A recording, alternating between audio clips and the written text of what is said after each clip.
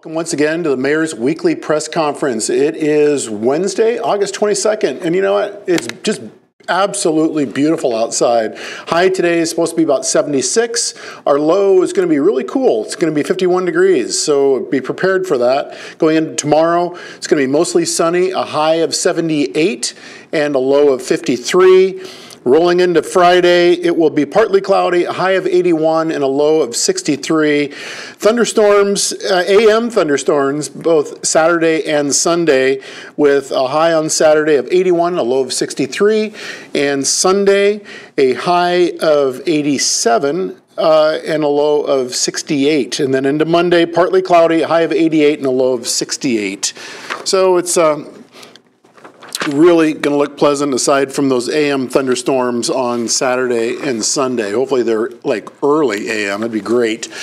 A couple updates from Engineering and Public Works. There is a boil order in the city. It is on South Shannon Avenue between East State Street and Elmwood. Boil order, as usual, is a precautionary measure.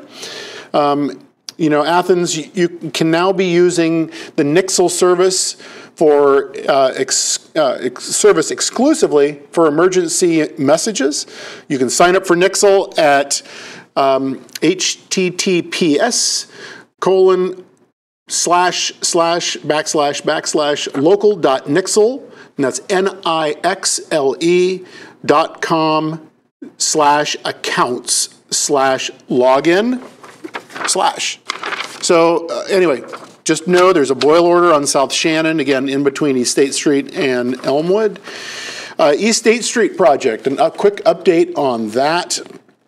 Contractor has started work on the eastbound ramp near Bob Evans, US 33, and the temporary barrier that will be placed until the ramp is fully completed. So know that that's going on. Contractor is going to continue work this week on the sidewalk installation on East State Street between East Park Drive and Low. A lot of it's been put in, but I think a lot of people have noticed that, especially at the corners where the ADA ramps are to be installed or have been installed, those had been kind of put off until later in that project. A lot of them have been put in.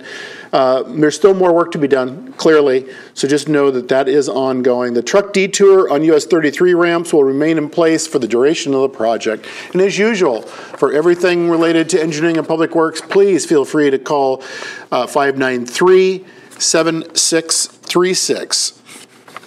I brought this up last week, I believe, and I certainly brought it up to council, and that it was just kind of a week-by-week synopsis of the street repaving program in the city of Athens. The bike path spur, Columbus Road bike path spur, the concrete work is done, the asphalt work is done, the guardrails are not up, so that work has yet to be completed. So at this point, that particular spur is not open. Even though it may look like it is, got to have those guardrails up in place for that to be a fully functional open bike path, at least the spur. Armitage Road was the 20th.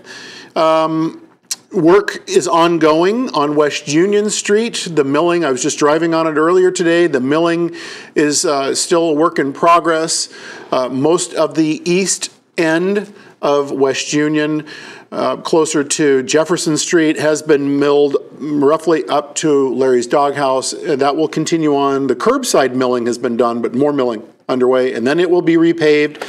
West State Street, Section 1, and that is basically North Schaefer on up to North Lancaster. That is being milled and paved as we speak. Again, I just saw individuals signalizing traffic, controlling traffic as it rolls through that particular area as that is being worked on. So that's underway. And then rolling into next week, and again, I have to say to everyone who's watching, again, this is all subject to weather, changes in the weather, but starting on August 28th, Banbury, from Carroll to Roxbury, Larson's Way between Blackburn to the end, from Blackburn to the end for Larson's Way.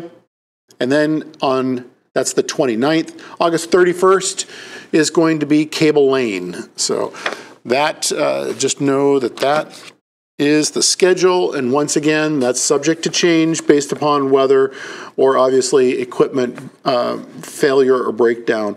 Lincoln Street closure. Lincoln Street between Houston Street and Lorraine Avenue will be closed for repair beginning today, 7:30 a.m. to 4 p.m. There will be no through or emergency traffic in that area. Motorists are advised to stay clear of the area if possible. And again, we always apologize for any inconveniences that any street repairs and or repaving causes, but it's a necessary evil for getting a lot of our infrastructure up to date and or repaired. Let's see, some other items that I've got for you. East State Street water line. This is from North College to Fern.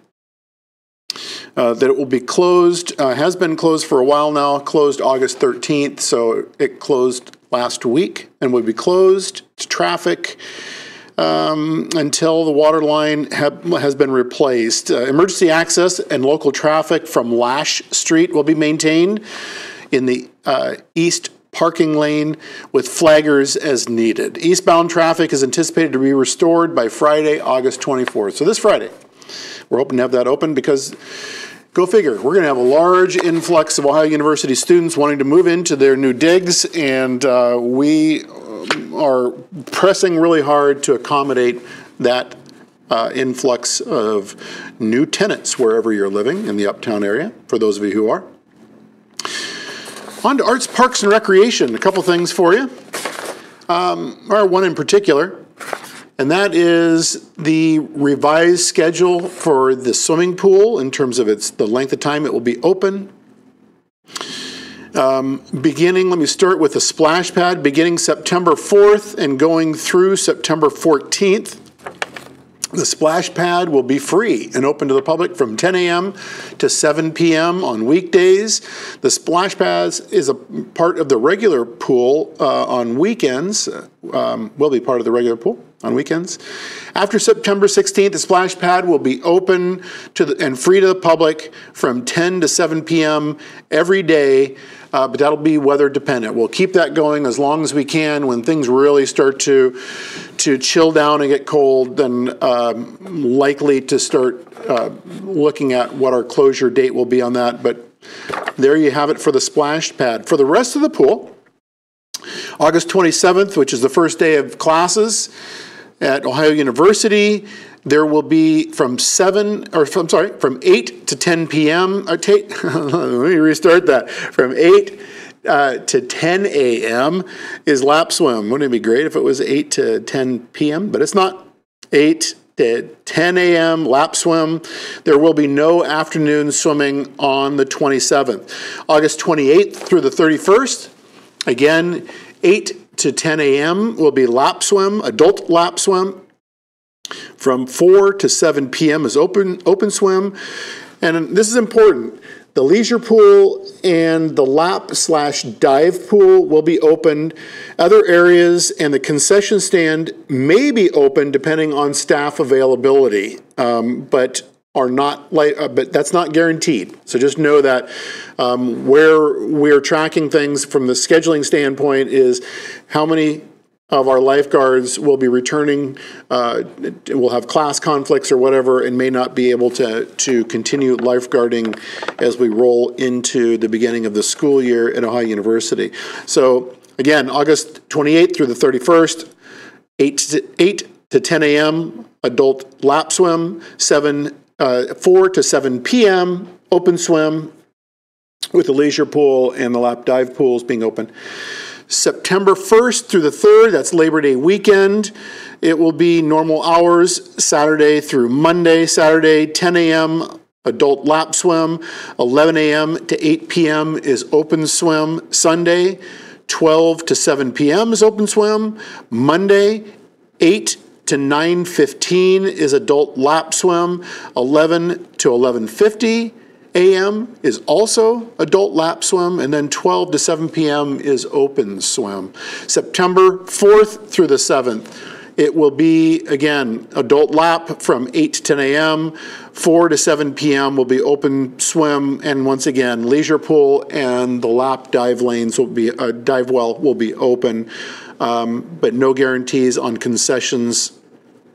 That'll depend on staff. September 8th through the 9th, Saturday, 10 a.m. lap swim, adult lap swim, 11 a.m. to 8 p.m. open swim. Sunday, which would be the 9th of September, 12 to 7 p.m., 12 p.m. to 7 p.m. open swim, and then rolling into September 10th through the 14th, 8 a.m. to 10 a.m. again, adult lap, 4 to 7 p.m. for open swim. Once again, leisure, the lap lane pool as well as the dive well will be open. And then this from 10 a.m. to 7 p.m., as I previously mentioned, splash pad will be free and open to the public. And you can access that from the parking lot. And then September 15th and 16th, again, the weekend, Saturday, 10 a.m. is adult lap swim, 11 a.m. to 8 p.m. is open swim, and Sunday, 12 p.m. to 7 p.m. is open swim on Sunday. At that point, September 17th, the pool will be closing down, but remember, the splash pad will remain open, which is a nice feature to have running, especially if we have some warm days into mid-September, which is not uncommon here in the city of Athens. So there you have it for the pool update. The City of Athens, the comprehensive plan online surveys, those are available. These are a series of online surveys to be collected for additional public feedback and input on the city's comprehensive plan. The surveys can be found at the comprehensive plan section of the city's website, which is www.ci.athens.oh.us. So pull those down, fill them out if you would like. There's several of them. In talking with the city planner, you know, you do one a week or one a day would be great. You'll be able to knock them out in no time. The comprehensive plan timeline to share with you, you know, first will be the preliminary planning review and preparation. That's ongoing. That has already happened basically, but as we're looking at things going on, the second point on the timeline was the convening advisory committee, which was started September of 2017.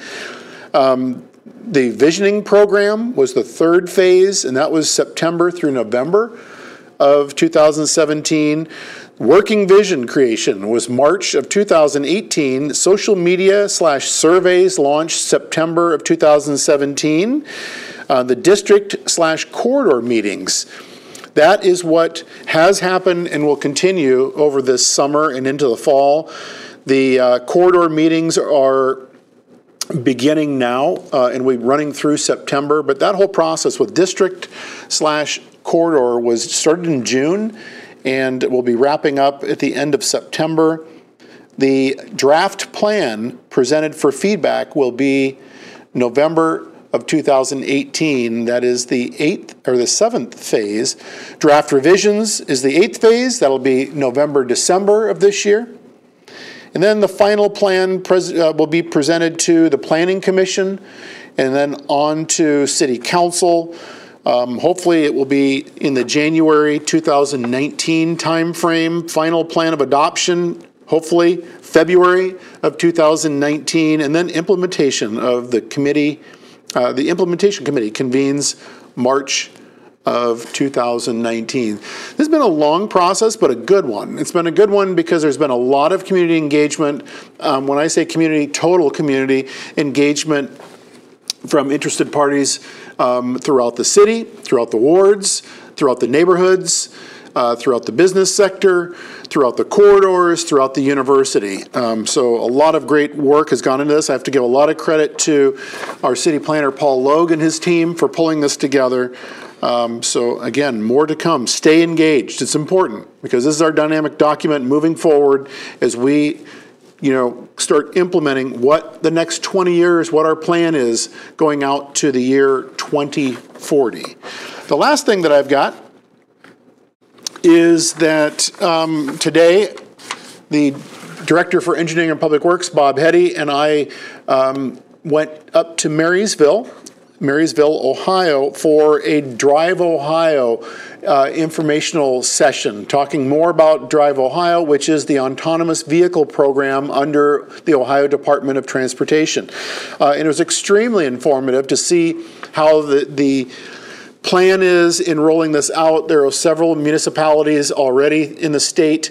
Marysville is one, and Columbus is another, and there's some others out there that are pretty far along in their autonomous shuttle work and autonomous vehicle work to test these new vehicles. You know, this is likely the wave of the future. One of the things that came up, which was really interesting, was not just vehicles, but also aircraft and drone plans for drones out there, and using drones to help with the signalization for autonomous vehicles, but also having, we've had drones already, but is using them as a platform for other technologies. And then, as I mentioned, autonomous aircraft out there. But as was presented to council, or council brought forward an ordinance on Monday night, is the possibility of the city of Athens becoming a city that has a test loop for an autonomous shuttle.